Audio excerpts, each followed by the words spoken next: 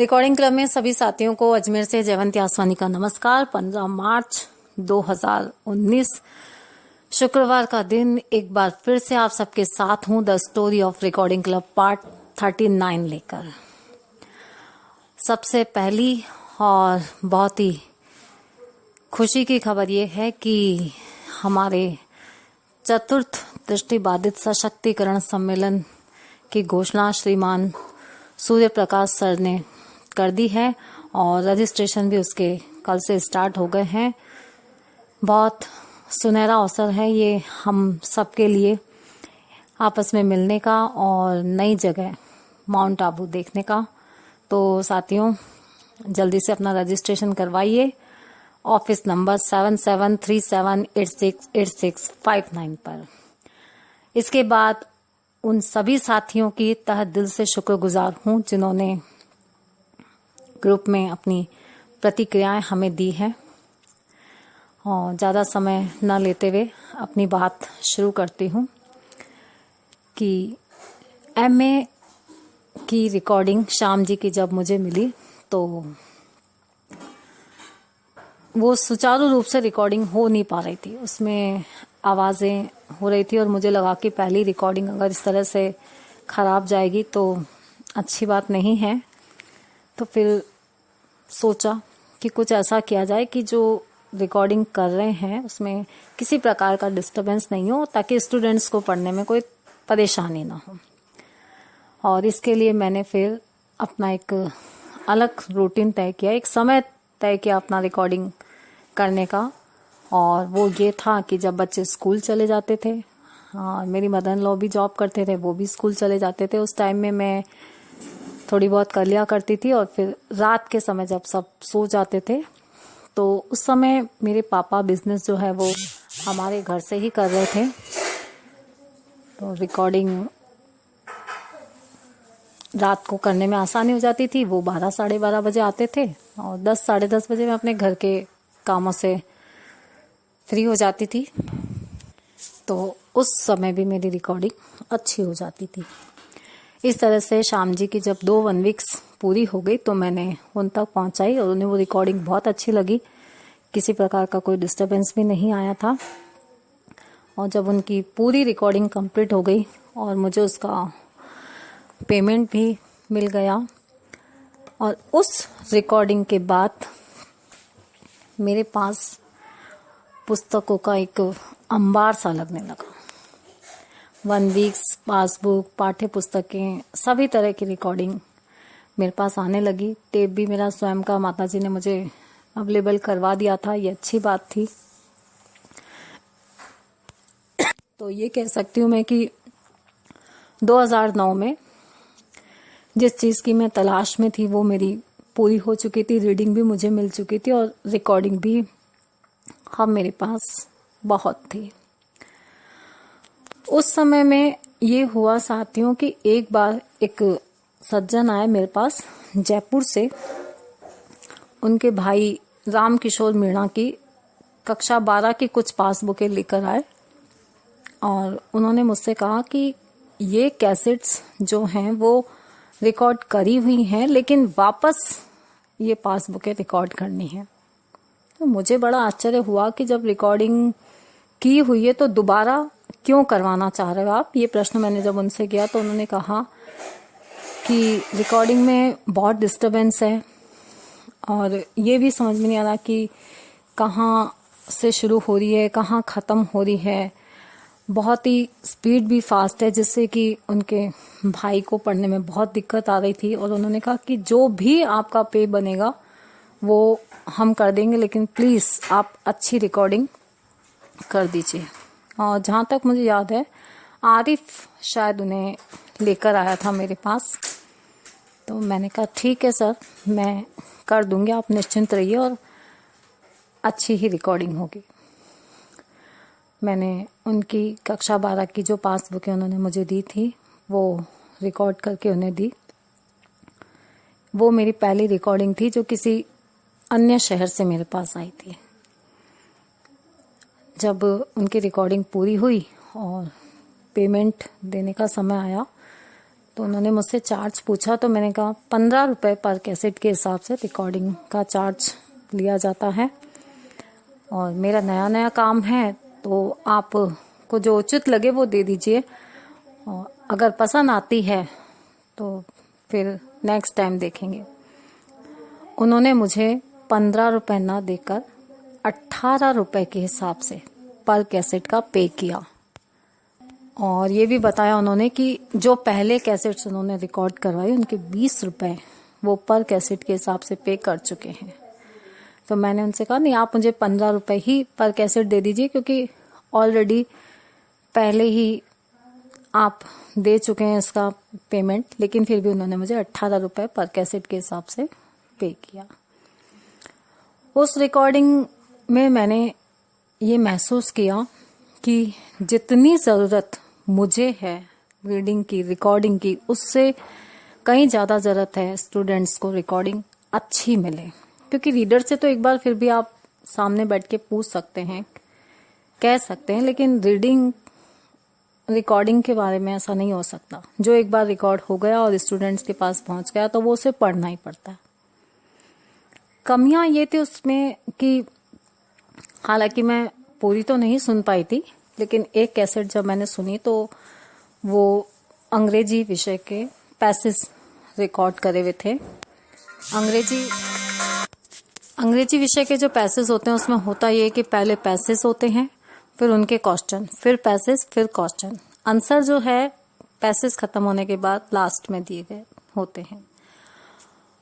और रिकॉर्डिंग में भी यही किया गया था कि आंसर जो थे पैसेज के वो सारे लास्ट में रिकॉर्ड किए गए थे। तो ये एक बड़ी समस्या थी कि कैसे स्टूडेंट्स उस चीज़ को समझेगा। पहले सारे क्वेश्चन पैसेज पढ़ने के बाद लास्ट में अगर हम उसे आंसर रीड कर रहे हैं तो बड़ी समस्या आएगी।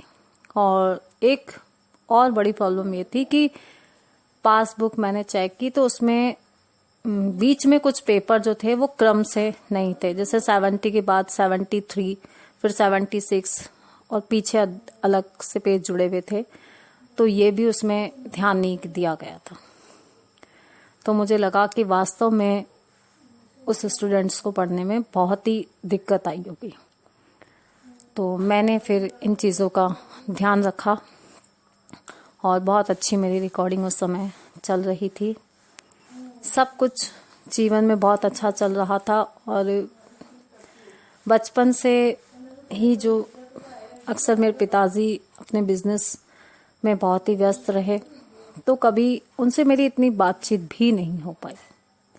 लेकिन उस समय जब उन्होंने बिजनेस हमारे घर से स्टार्ट किया था तो मुझे बहुत समय अपने पिताजी से मिला। एक पिता से जो पुत्री को स्नेह मिलता है वो मुझे उन दिनों मिला। मेरे पिताजी को मैंने करीब से उन दिनों जाना। मेरे पिताजी बहुत ही सरल और बहुत ही सीधे स्वभाव के इंसान रहे। बिजनेस लाइन में और उनके मित्रों द्वारा, उनके रिश्तेदारों के द्वारा मेरे पिताजी को अक्सर भगत और दरवेश नाम से संबोधित किया जाता था।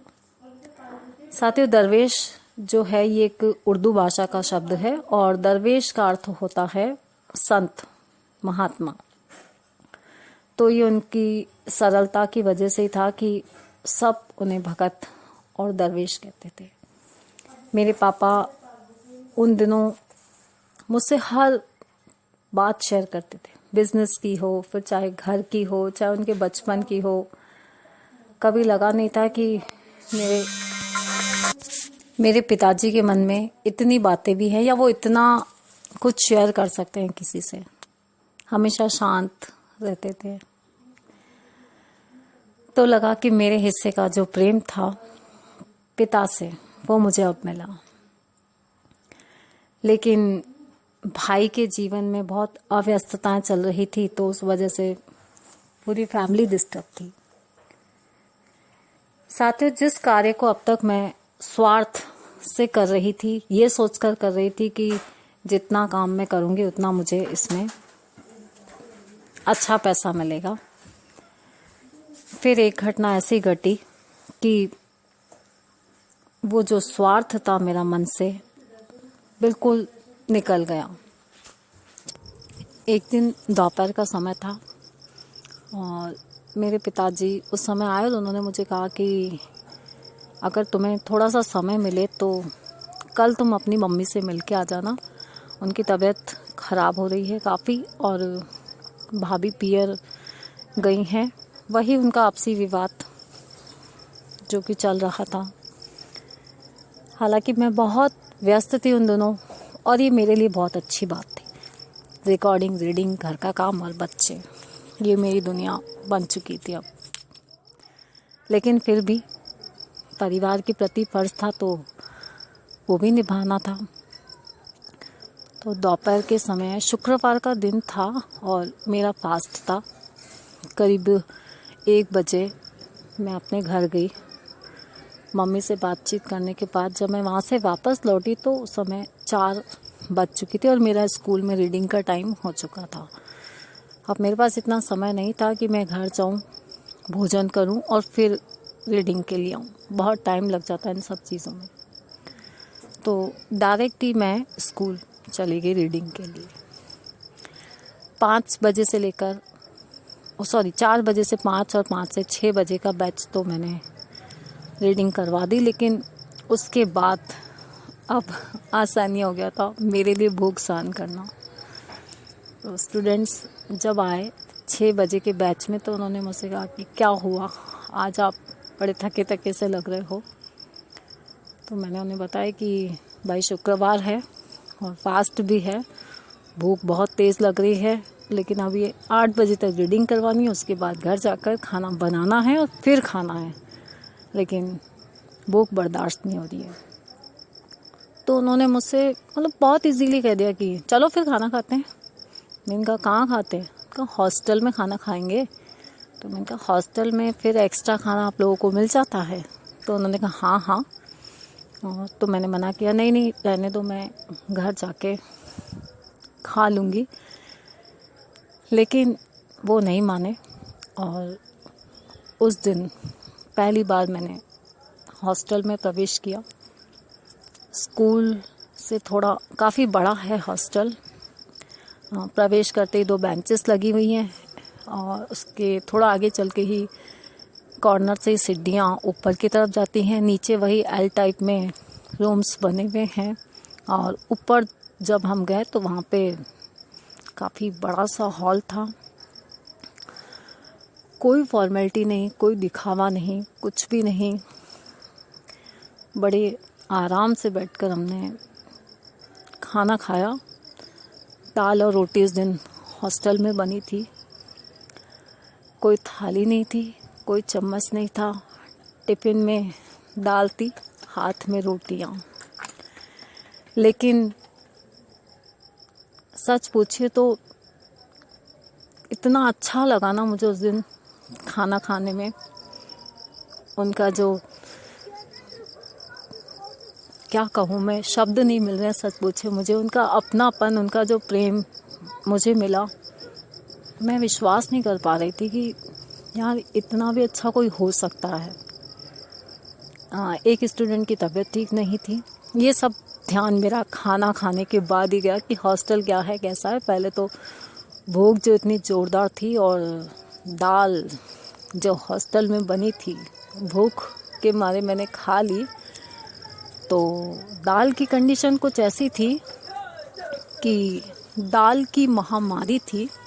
दाल बनी तो बड़ी प्यारी थी, दाल की महामारी थी, दाल बनी बड़ी प्यारी थी, सब कुछ डाला था दाल में, बस दाल ही नहीं डाली थी। ऐसी दाल मैंने उस दिन खाई। लेकिन कहते हैं ना कि अपनापन और प्रेम सब कुछ भुला देता है। तो मैंने भी बड़ी खुशी खुशी सब स्टूडेंट्स के साथ खाना खाया और उसके बाद मैंने उस कमरे को यूँ कहिए कि जब निरीक्षण किया तो हालात तो अस्त व्यस्त थे। छोटी छोटी अलमारियाँ थी स्टूडेंट्स के पास जिसमें कि वो अपना पर्याप्त सामान नहीं रख सकते थे।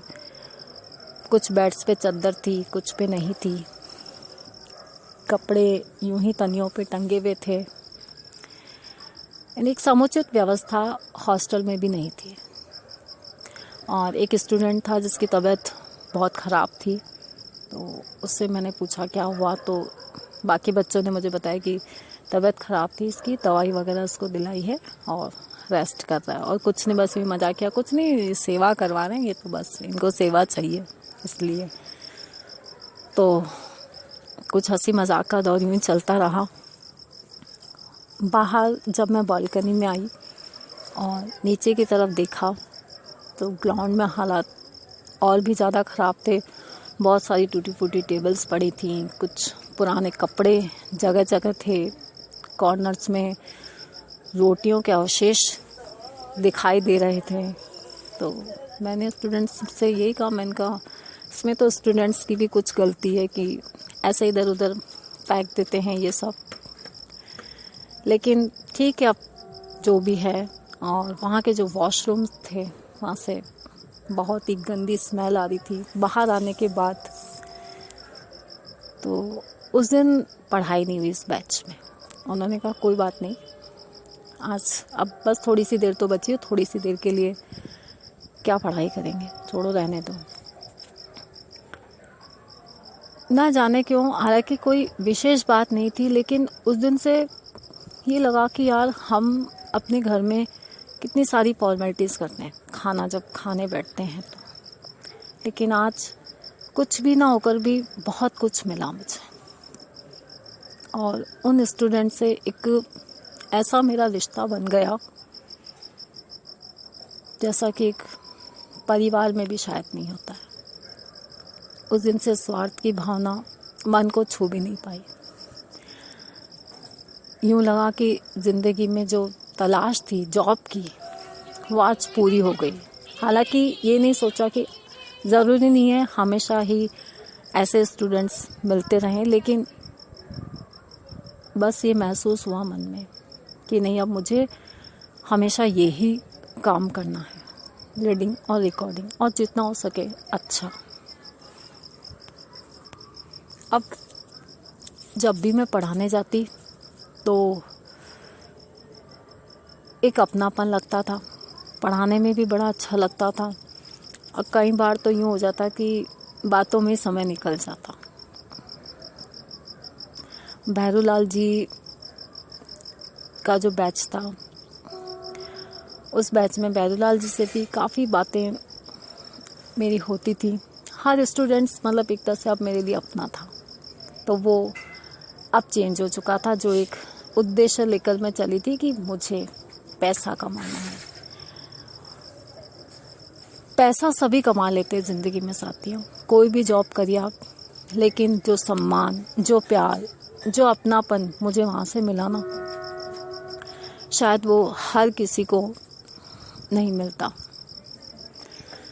तो इस तरह से स्कूल में अब स्कूल न होकर मेरे लिए वो एक अपना घर हो गया था। और वो साल यूं ही रिकॉर्डिंग, रीडिंग सब कुछ सही चलता रहा। 2009 में ही मुझे नहीं पता था कि मेरे जीवन में इतना बड़ा तूफान दस्तक दे रहा है। नहीं सुन पाई थी मैं। उस दिन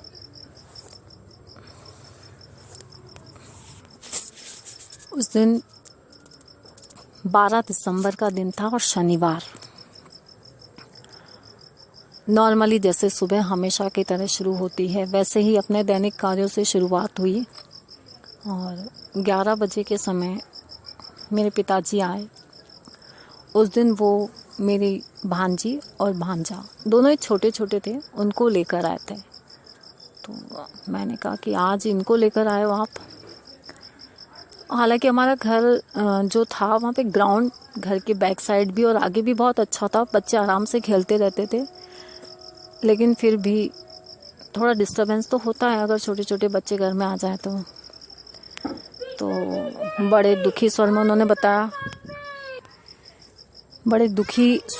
बताया कि वही तुम्हारी माताजी और तुम्हारी भाभी जी के बाद बीच किसी बात को लेकर विवाद हो गया और वो अपने घर चली गई। मम्मी की तबीयत ठीक नहीं है, तो मम्मी ने मुझे कहा कि आप बच्चों को ले जाइए और दिन में 3 बजे करीब वो आ जाएंगी और इन्हें लेकर वापस चली जाएंगी।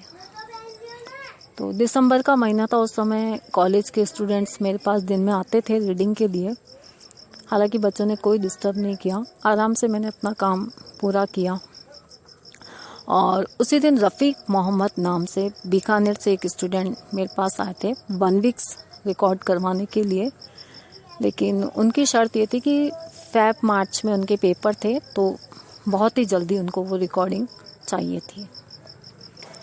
तो उन्होंने मुझसे कहा कि आप दे सकते हो तो ही आप लेना, वरना मना कर दो। हालांकि कोई और उम्मीद नहीं है मेरे पास, तो मेरा निवेदन है आपसे कि आप इसे प्लीज़ कर दीजिए।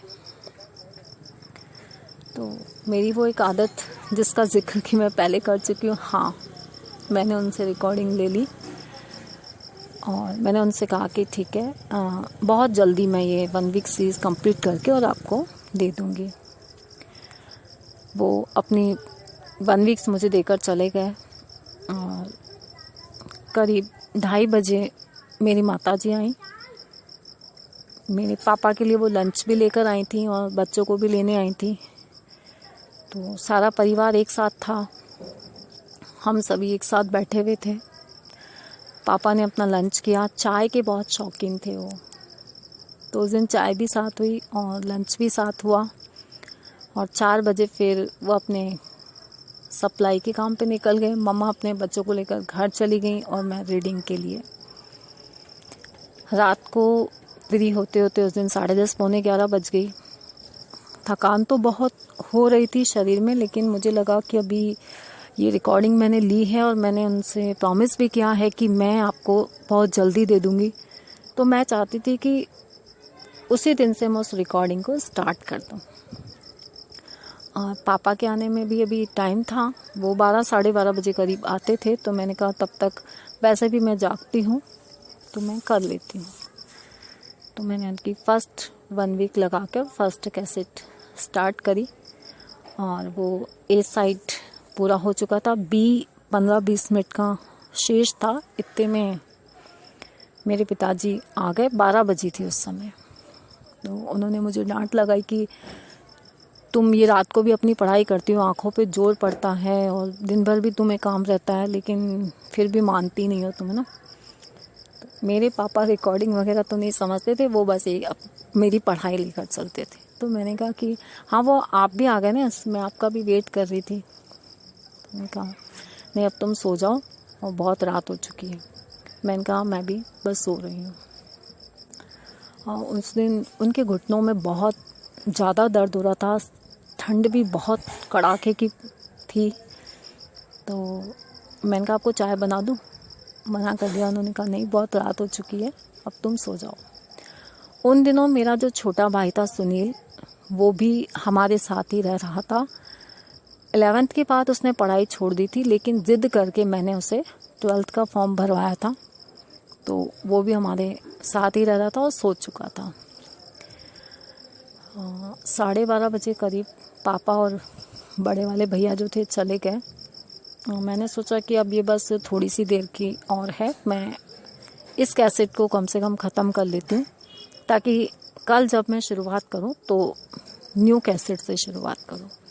तो उनके जाने के बाद 12:30 बजे मैं उस कैसेट को कंप्लीट करने के लिए बैठ गई। वो कैसेट कंप्लीट होने ही वाली थी और मेरे बड़े भैया का फ़ोन आया। तो मैंने कहा, वो घर पहुंच जाते थे तो हमेशा मुझे फ़ोन करते थे। मैंने उन्हें अक्सर हिदायत दे रखी थी कि जैसे आप घर पहुंचो मुझे फ़ोन ज़रूर कर देना। तो उसका फ़ोन आया,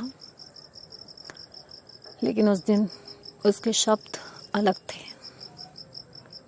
बहुत ही अलग, जिसकी अगर आज कल्पना भी करती हूँ तो रूह कांप उठती है मेरी। आज तो मैं अगर चाहूँ भी तो नहीं बता पाऊँगी आपको कि क्या थे वो शब्द और क्यों उसने मुझे फ़ोन किया था। क्या उस घटना से मेरे जीवन में जो सब कुछ सही चला था वो पूरी तरह से तहस नहस हो गया। यूँ कहिए कि सब कुछ ख़त्म नहीं हुआ था, लेकिन बहुत कुछ ख़त्म हो गया। साथियों, अगले पार्ट में ज़रूर इसका जिक्र मैं आप सबके साथ करूँगी। तब तक के लिए शुभ संध्या।